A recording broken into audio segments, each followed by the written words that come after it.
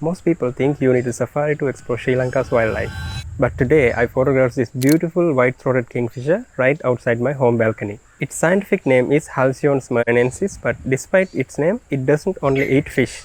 It also feeds on small lizards, insects, frogs, and even on small rodents. So if you're visiting Sri Lanka, keep an eye for tree branches, electric wires, and fence posts. You never know what you might discover. I'm Ranula, and this is another reason to explore Sri Lanka.